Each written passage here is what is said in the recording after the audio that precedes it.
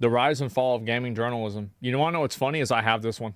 Dude, like, that would, oh my God. I do too. Yeah, no, I mean, like, Nintendo Power, like, I used to be so in on that. Like, I have all the old Nintendo Power. I never got rid of any of them. Gaming journalism isn't what it once was. No, it's not. In fact, just mentioning the words gaming journalism these days seems to only provoke negative reactions. Nobody likes This is how them. badly these companies have damaged their own reputation. Yeah. Almost every week, I see the same sentence pop up somewhere online that says, remember, you don't hate gaming journalists enough. It's bad. Whether it's in the comment section on a YouTube video, or a Facebook or Instagram post, or even on X, gamers seem to be unified in his thoughts across the internet. It's a clear sign. I don't think anybody likes gaming journalism anymore.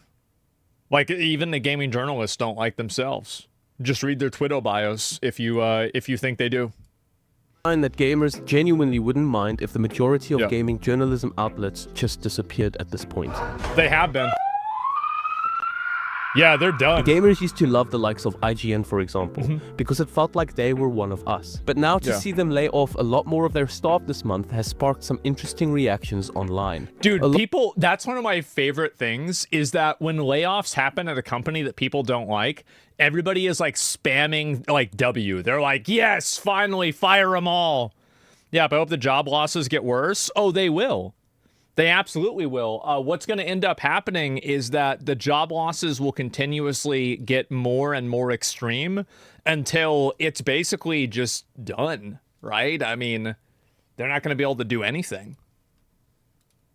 A large part of the gaming community celebrated this as if this result is a form of justice, whereas another portion of the gaming community were saddened by the idea that the IGN they once loved has allowed itself to fall this far. So how did we get here? How is it that gaming journalists, much like many AAA gaming companies, have become so disconnected from their audience that it's come to this? Let's rewind for a second It's super easy. How? I mean, they allowed people that had agendas to write things. It's the same thing that's happened to mainstream journalism. I think the reason why it's more pervasive and it's more it's more identified in gaming is because it's such a microcosm of people that are hyper fixated on it. So you have like a very high degree of competency and awareness, and that causes people to think and like realize the errors and the sloppiness because it's niche, right? And so here's the thing. I said this before. How many times have you read an article or something like that in a mainstream publication and it turned out that it's total bullshit because you're an expert in that field? Now, my skeptical mind tells me that if every article that I read that I understand is bullshit, then I would also assume that every article that I read that I don't understand is also bullshit. I just don't know it. What a lot of us remember as the golden age of gaming journalism. Yep, Back the then, movies, gaming or the, magazines like I mean, Nintendo yeah. Power, PC Gamer, and Game Informer all weren't those. just magazines. Yep. They were a gateway into the world we loved. Well, they were, dude, this was gaming culture. Like, these magazines were gaming culture themselves. This unique way of connecting with us, speaking a language that every gamer just understood you get like and the disc spoke with it. themselves. With the, This was especially important at the time because of how niche gaming was. Look at that, bro. Damn, bro, he is ready. Shit. In most households. I'll never forget those moments when my mom would arrive back from her monthly grocery shop. I'd race to the car because I knew she'd picked up a copy of either the PC format or the NAG magazine for me. See, for me, it was, I would go to, do you guys remember Albertsons? Like, it was a grocery store, a grocery chain. And I remember we would walk into Albertsons and there'd be like the magazine racks. And like halfway through, or like while my mom was waiting in the checkout line, I would go and sit down and read the gaming magazines. Yeah, I would sit down in front of the magazine section and read them. Or Those some were the African days. variants of gaming magazines. It was such a small thing, but my mom knew that it made me happy for the rest of the week. I was hooked on those magazines. Over time, I'd even figure out which of the writers had the same taste in games as me, and I'd always look out for their names in these magazines. I never did that. Gaming journalists used to deliver an amazing experience that a lot of us will always remember. When the internet took over, sites like I don't even think that it was gaming journalists. I think that it was just like the time whenever you were a kid And it was just like a innocent hobby that just had people writing about it, that people just really liked the content. It was basically like reading Nintendo Power as a kid in the 90s. Like, I'm sorry, but like watching Ninja play Fortnite is not even remotely close to as good as it was. Not like, I know, you know, some kids might have, you know, fond memories. It was not even remotely close.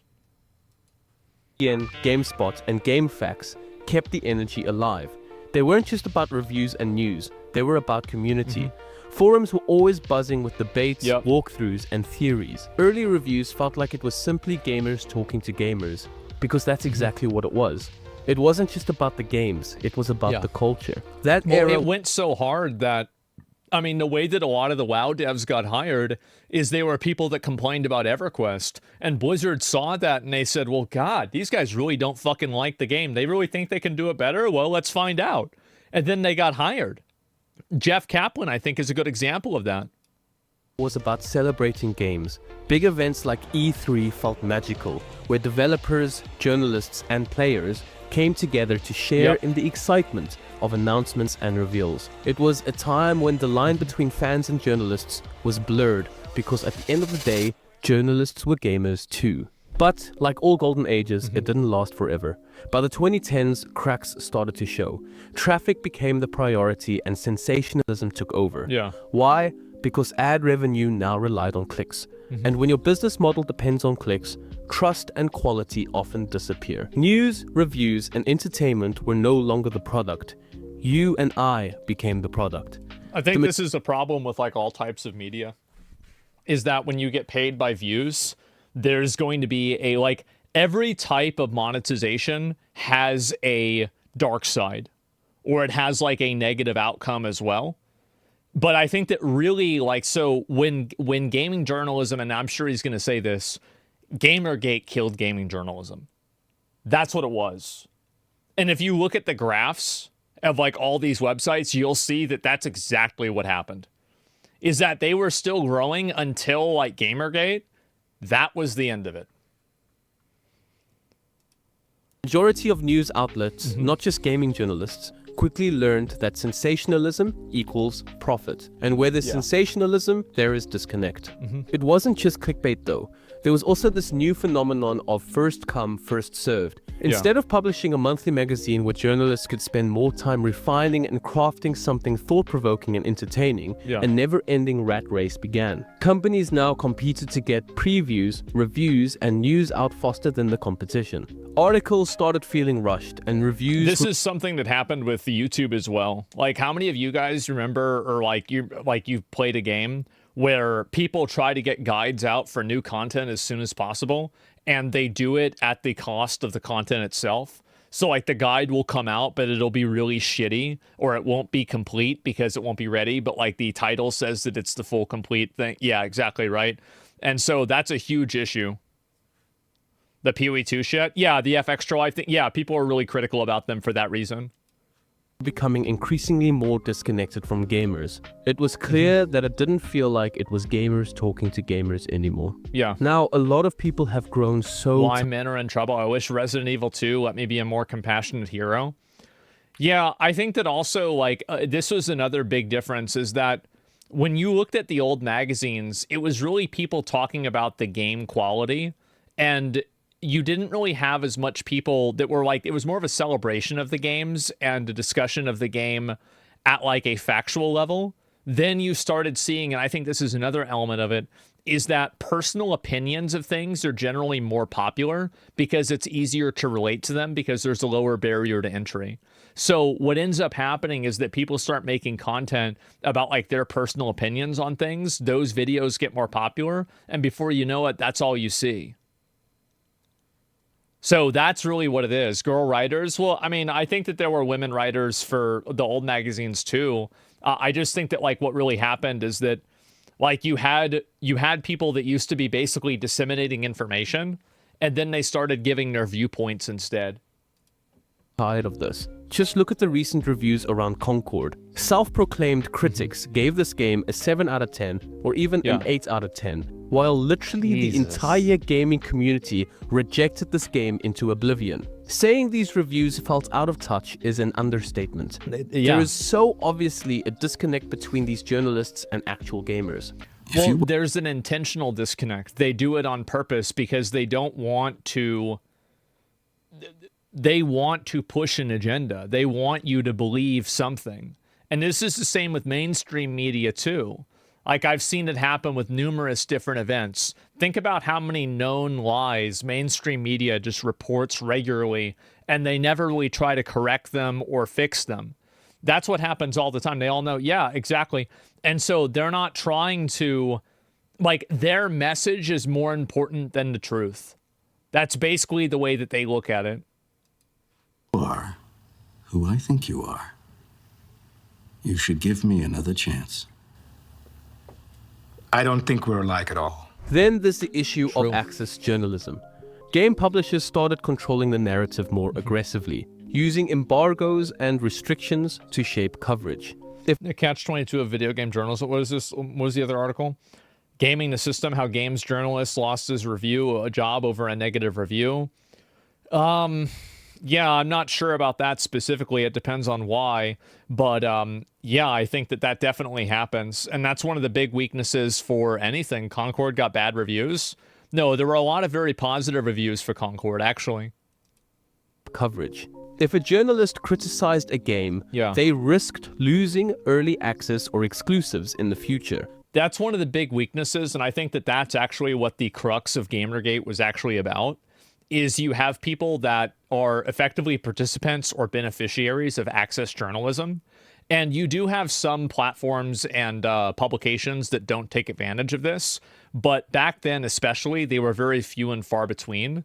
So you had people, and this is still an issue now, like, so I'll give you an example. I think that, like, think about the interaction and everything that I had with Elon Musk, you know, today on Twitter, right? And yesterday and, you know, past week or so, is that there is an implicit benefit to not covering things of people that could give you some sort of advantage in the future, right? And so that's what ends up happening, is that you have people that don't give feedback or they don't say certain things because it's more important for them to maintain a hegemony or maintain a relationship than tell the truth. And I think that sees it constantly.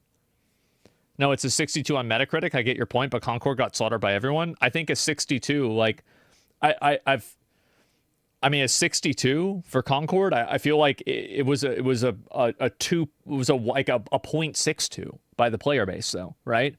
I mean, so I think that's a pretty huge difference. And when you're in a state of competing for clicks, losing that access can be devastating for your company. So do you tell the truth and risk backlash from the publishers? Or do you play it safe and lose credibility with your readers? Yeah. Definitely not an easy decision. Well, oh, look at this. It's me. And so I think that it's also, you have, like, there's definitely pressure from publishers and developers. And I think also here's another really big issue, is that if you're personal friends with publishers and developers and the people that work in the industry, you're going to just passively give them more leeway and more credibility because you know them personally. And so you're seeing it from their perspective, but that might not be a perspective that the rest of the audience sees. Connect has definitely brought a major shift over the years. As trust in traditional outlets faded, a lot of gamers turned to the reviews and opinions of YouTubers. Creators like Angry Joe and the amazing Total Biscuit felt authentic. They didn't need publisher approval, and they weren't afraid to tell it like it is. If a game was broken, they'd call it out. If it was great, you can tell their praise was genuine. Like, this probably is like probably one of the greatest games I ever played in my whole life. It's just so good. Elden Ring is a top 10 of all time generational game. It's not even a question. It's so good, man. Man, stop, man, stop. I hate this game, bro. Now, this raises a big question. Why do companies like IGN still have an audience? Okay. If you've watched my previous videos, you would know that I'm just a casual gamer. Yeah. I don't always have time to sit down and actually play games, let alone dive into the drama around gaming journalism. So let's say I see a game advertised from a franchise I loved as a kid or teenager. You're gonna or play from it. a company I used to praise and trust. Naturally, I would want to go where I've always gone for insight on these games. IGN, PC Gamer, or Game Informer. And honestly, most Kotaku casual or gamers would Polygon, probably yeah. stop their research right there. How do I know this? Because most of my friends, who are dads, husbands, accountants, financial advisors, tradesmen, and just generally busy guys, still read and trust IGN. Simply because they always have. Although the funny IGN, I will say, is probably the most favorable. Like, of all of the different publications, I think IGN is the least biased, but I do think that they're extremely biased as well. I think Black Myth Wukong is a great example of that. But they are the best bad one. funny thing is, some of them have actually now stopped reading my IGN opinion. because of what happened with Dragon Age: The Veil God. I have a good friend who grew up loving the Dragon Age series. Years later, a new sequel, The Veil God, was announced, and he got pretty excited. Ahead of launch, he checks IGN's reviews and he sees a 9 out of 10. Amazing. Now, bear in mind, he does not keep up with the Wow. politics behind any of this stuff because he is simply a very busy guy. Now, Yeah, this is the thing too, is that he's right about this, is that you get the normies who get hoodwinked by this kind of stuff. Because like they're like, this guy is, you know, like we said, like an accountant, right? Like he's not thinking, he's not watching, you know, like, oh, well, they're giving this game, like there's a non-binary character in the game. They're not even thinking about that, right? this confirms his excitement. There are no warnings, no caveats, just another Yeah. Dragon Age with a 9 out of 10 from IGN. Of course. So the game launches, and he finally gets to play it. And he is obviously blindsided. The game does not live up to its predecessors. It even feels like the developers sacrificed the gritty story writing of the franchise just to push a progressive agenda in a very heavy-handed, cringeworthy way. And you've also got to keep in mind that there's this idea that normies are more accepting of like non-binary stuff. I actually think that the people on the internet and like internet users are much more progressive on average than the average population. Like way, way, way more. Oh, I'm non-binary. And IGN gave it a higher review score than any of the previous titles. A lot Incredible. of these big outlets have obviously let people down, and more gamers are starting to look elsewhere for honest opinions. So where does that leave us? Is gaming journalism gonna eventually disappear? They are an endangered species right now. They're like the white rhinos. There's like 7 of them left. And so what's happening is that there's almost no gaming journalism outlets that are left now. And if you think about the amount of people that are writing articles for these websites, it's less than 100 people probably at this point. Like it's basically dead. Like it's very, very close to being dead. Now, I thought about making my own website, but the problem is that it would probably require me to interact with other people. And so I was like, I don't know if I want to do this because I don't like talking and dealing with people. But functionally, like if all I had to do was set up a foundation for it and like set up like what I thought would work, and then that's it, I'm done, I would do that. Donkey called them out a while ago. Yeah, sure, right? But I think that's what's going to happen a lot. I don't think it will, but I do believe gamers are finally holding these companies accountable. I do believe as gaming journalism has declined, we have definitely seen a rise in trusted YouTubers and indie creators who are doing something traditional outlets struggle with. They embrace the difficult conversations around gaming, and a lot of them do it well. Let's face it, games aren't a one-size-fits-all.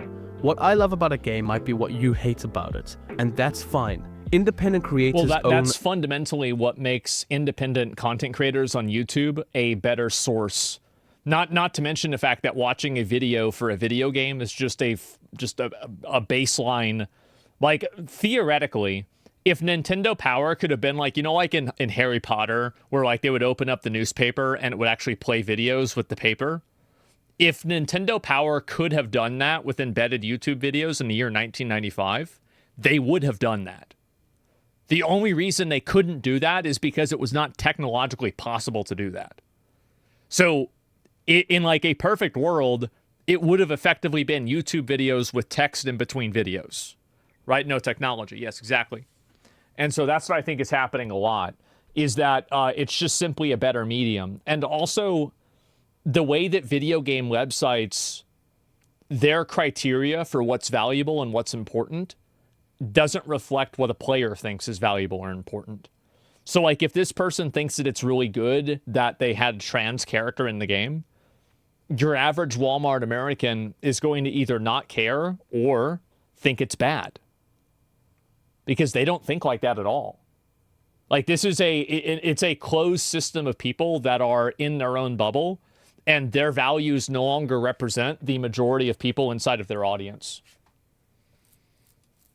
Their biases. When they rave about a game, it feels like a recommendation from a fellow gamer, not some detached, objective critic. And that honesty, it resonates. On top of that, creators build... Well, also, yeah, there it is. Also, it's easier, like IGN has a bunch of people writing articles for them. So, like, you don't really have, like, one definitive viewpoint that you're getting out of IGN, because, or Kotaku or any of these other websites, because they just have, like, there's some people that write that think this about a game, other people that write that think that about a game. But, like, with a individual like myself or, you know, any other, like, Scale Up or something like that, you're getting really the opinion of one consistent person. So, like, for example, like, the person who writes the review for Dragon Age Veilguard might also write a review and have totally different criteria than somebody else for the game for that audience. Do you see kind of what I'm saying? And so, like, following an individual creator is much easier to do than following an individual writer. Communities. They're in the comments, hosting live streams, and engaging with their audience in ways traditional outlets just don't anymore. That direct connection is a big reason why so many gamers are turning to independent content creators for their reviews and insights. So, what does the future of gaming journalism look like? The truth is, it's unclear, but one thing is for sure, the old model of sensationalism, clickbait headlines, and ignoring what the audience really cares about is fading fast. Gamers are... I don't think that sensationalism is fading, but I think that the amount of people's attention, like, the problem is that I think a lot of the types of ideas that they tried to push are just simply losing in the free marketplace of ideas, and people don't really find any importance or value in them in the way that they used to. I think that's really what's going on here. That's actually the reason why. Tired of feeling like we're being sold something that is not genuine.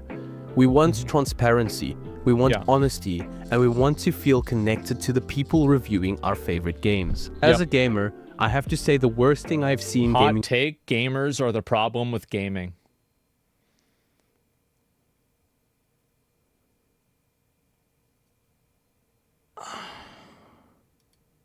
journalists do is turn on the core audience and paint us as villains. Instead of journalists do, gamers are terrible people and we should stop being okay with it.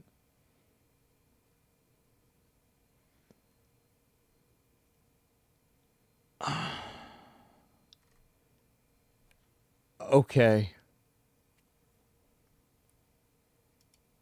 Turn and on this the core website is called The Gamer. Again, this is like going to work at a steakhouse if you're a vegan. I can't imagine being this stupid. And paint us as villains. Instead of engaging with the community, some not sure if my 15 layers meant that gamers are bad people.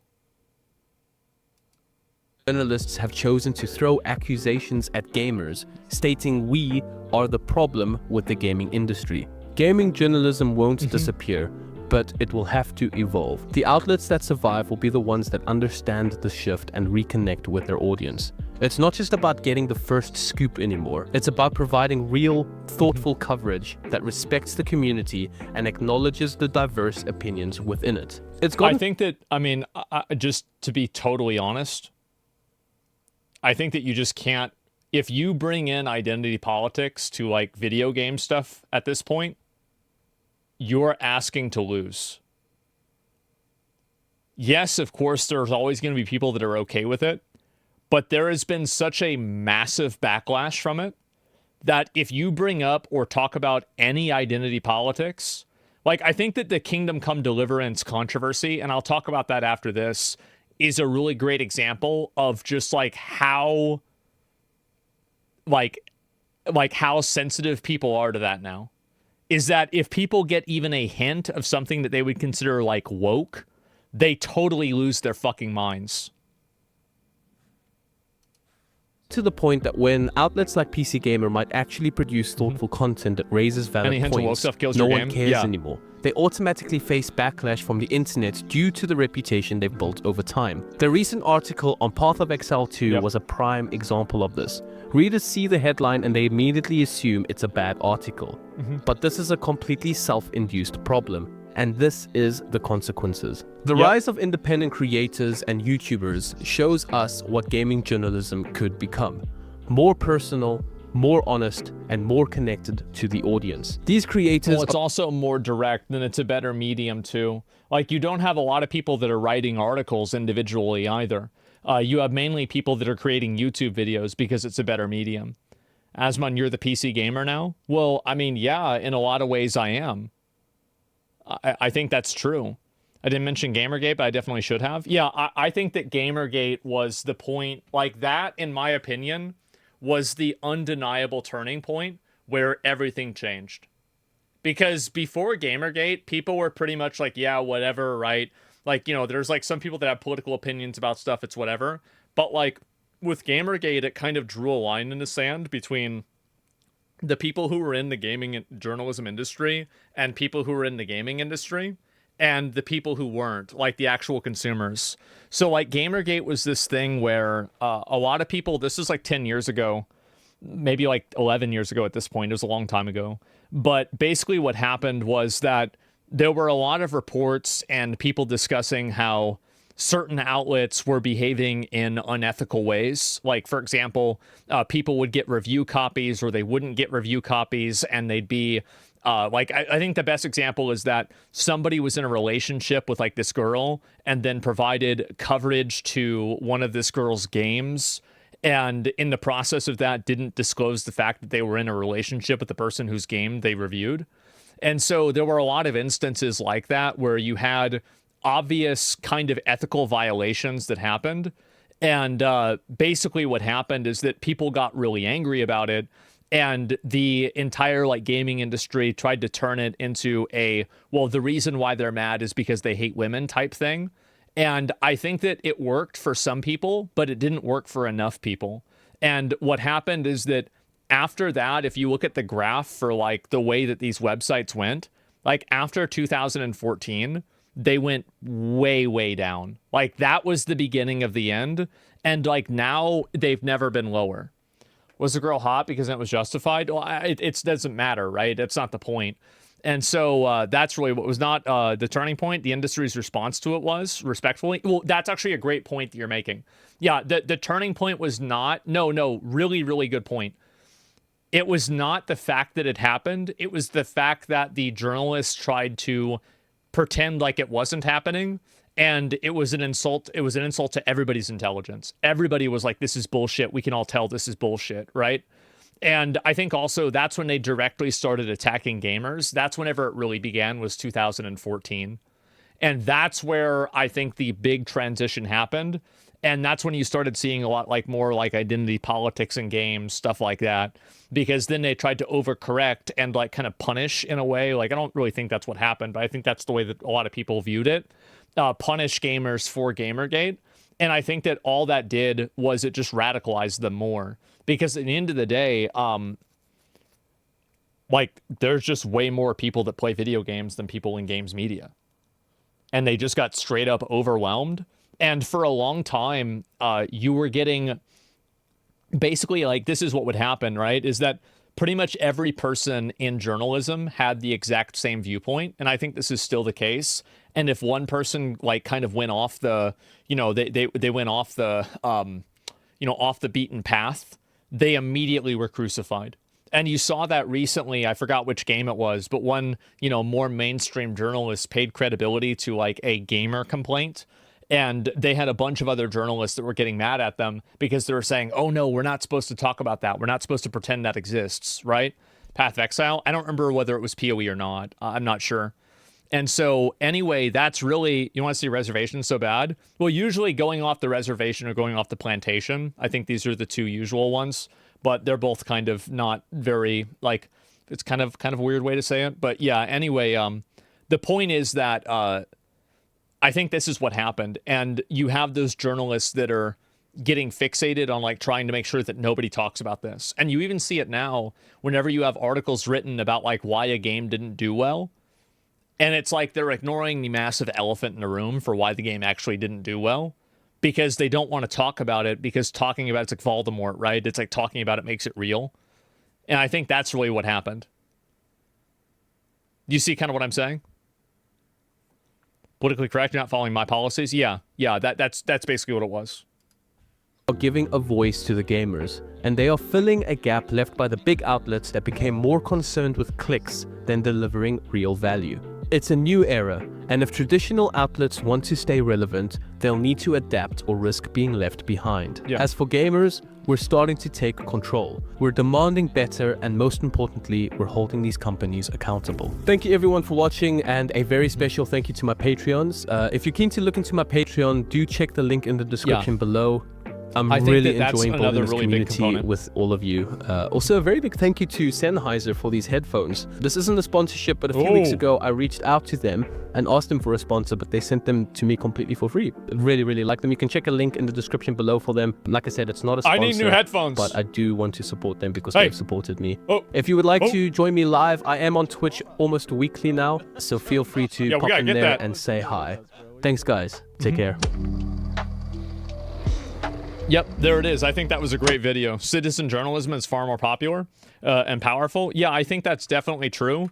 And like you have a lot of the, so like, and this is what's happened with publishing in general in a lot of different fields, is that the entire industry of publishing is a lot smaller now because you don't need a printing press. You don't need a massive editorial board or anything like that. And so a person with a message can directly give that message to the public, right? And like that's why, like, you know, for example, on Twitter, you know, Elon Musk is always talking about citizen journalism. And I think that's actually what people do want. They want way more citizen journalism because they don't trust any of the mainstream media. I think that a lot of people, like even conservatives, they might watch Fox, but I don't think they really trust Fox that much more than they trust like CNN. They just think Fox is the best worst thing, basically, right? And so people still have a distrust for mainstream media. It's just that that's the best that they can have.